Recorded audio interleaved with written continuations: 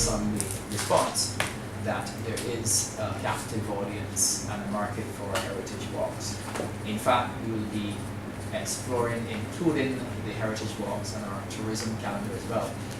And I believe that this is a great opportunity also in relation to historic Bridgetown and its garrison, where it dovetail into our plan to have trained tour guides, particularly young people, being involved in this activity as an entrepreneurial activity.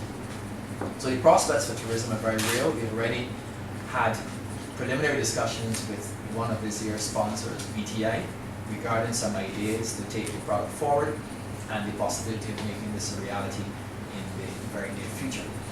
And of course, we are moving in this current festival to a very heightened level of making sure that our heritage product is packaged appropriately, not only attracting our tourism partners, but of course we recognize that to make this happen we will need to have more involvement of our private sector partners as well.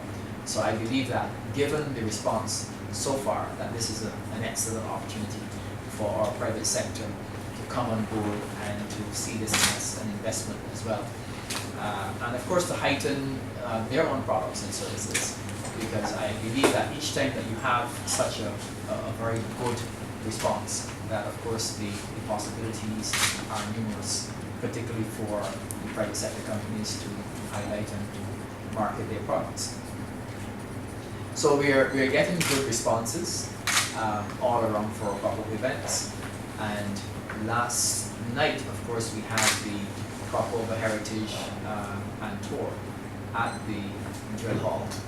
And that too was a solo event. So if you didn't have your ticket early, you would have had to wait for next year's event. But we are seeing again some possibilities in relation to expanding that event. And the heritage lecture given by Professor Pedro Welch was very well received.